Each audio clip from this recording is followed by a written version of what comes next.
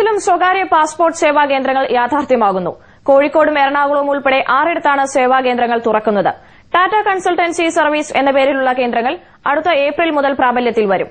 ഇതോടെ പാസ്പോർട്ട് ഓഫീസുകളുടെ ഏറ്റവും പ്രധാന ഭാഗം സ്വകാര്യവൽക്കരിക്കപ്പെടുകയാണ്. നിലവിലുള്ള പാസ്പോർട്ട് ഓഫീസുകൾ പാസ്പോർട്ട് അച്ചടി കേന്ദ്രങ്ങളായി ചുരുങ്ങും. ടാറ്റ കൺസൾട്ടൻസി സർവീസസ് എന്ന സ്വകാര്യ സ്ഥാപനമാണ് കേരളത്തിലെയും പാസ്പോർട്ട് വിതരണത്തിൽ ഇടപെടുന്നത്. ഇതിനായി ടാറ്റ കോഴിക്കോട് 2 ഇടത്തും കാസർഗോഡ്, കണ്ണൂർ, മലപ്പുറം, എറണാകുളം എന്നിവിടങ്ങളിലും ഓഫീസുകൾ കണ്ടെത്തിക്കഴിഞ്ഞു.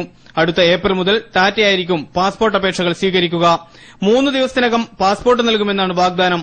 എന്നാൽ ഇവർ അപേക്ഷ സ്വീകരിക്കുന്നതോടെ ആ വ്യക്തിയുടെ സ്വകാര്യത ഉൾപ്പെടെയുള്ള സമ്പൂർണ്ണ വിവരങ്ങൾ ടാറ്റ എന്ന സ്വകാര്യ ഭീമന്റെ കയ്യിലെത്തും. തമ്പ്, അതുപോലെ തന്നെ ഐ ടെസ്റ്റ്, ഇതൊക്കെ തന്നെ ഡയറക്റ്റ് പോയിക്കൊണ്ട് അപ്ലിക്കന്റ് അവരുടെ മുമ്പിൽ ഹാജരായിക്കൊണ്ട് ഇത് അവതരിപ്പിക്കുകയാണ്. അതുപോലെ തന്നെ അവരുടെ പൂർണ്ണമായ ഡീറ്റെയിൽസ് 75 കേന്ദ്രങ്ങളിൽ ഇവർ ഈ ജനങ്ങളുടെ എല്ലാവിധ രേഖകൾ സൂക്ഷിക്കുന്നതോടൊപ്പം ഭാവിയിലേക്ക് ടാറ്റ ഉദ്ദേശിക്കപ്പെട്ടാൽ ഈ ഇന്ത്യയിലെ ഓരോ പൌരനും അവന്റെ സ്വകാര്യ ഡീറ്റെയിൽസ് ശേഖരിക്കാൻ പറ്റുന്നൊരവസ്ഥയിലേക്കാണ് ഇത് പോകുന്നത്.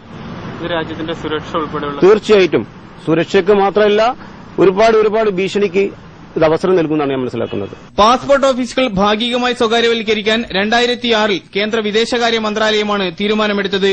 ടാറ്റ കൺസൾട്ടൻസി സർവീസസ് എന്ന പേരിൽ 1000 കോടി എന്ന നിസ്സാര രൂപയ്ക്കാണ് രാജ്യത്തെ 77 പാസ്പോർട്ട് ഓഫീസുകളും ടാറ്റയ്ക്ക് നൽകിയത്. 90,000 കോടി രൂപയാണ് കഴിഞ്ഞ വർഷത്തെ പാസ്പോർട്ട് വരുമാനം. മാത്രമല്ല, പോസ്റ്റ് ഓഫീസ് ഉൾപ്പെടെയുള്ള സർക്കാർ സ്ഥാപനങ്ങളിലെ അപേക്ഷാ കേന്ദ്രങ്ങൾ അടച്ചുപൂട്ടിയാണ് ഈ അധികാരം ടാറ്റയ്ക്ക് നൽകിയത്. സമ്പന്നരുടെ പാസ്പോർട്ട് ആവശ്യങ്ങളെ മാത്രം എളുപ്പം പൂർത്തീകരിക്കുകയാണ് സർക്കാർ ഇതിലൂടെ ലക്ഷ്യമിടുന്നതെന്ന് അന്നുതന്നെ എതിർപ്പുയർന്നിരുന്നു. പാസ്പോർട്ട് അപേക്ഷാ കേന്ദ്രങ്ങൾ സ്വകാര്യവൽക്കരിക്കുക വഴി രാജ്യത്തിന്റെ ഏറ്റവും ആധികാരികമായ രേഖയും പൌരന്റെ അടിസ്ഥാന വിവരങ്ങളും കൂടിയാണ് സ്വകാര്യവൽക്കരിക്കപ്പെടുന്നത്. അതുകൊണ്ട് തന്നെയാണ് ഇത് ദുരുപയോഗം ചെയ്യപ്പെട്ടേക്കാം എന്ന ആശങ്ക ഉടലെടുക്കുന്നതും. CK Vijayan, India vision, Kozhikode.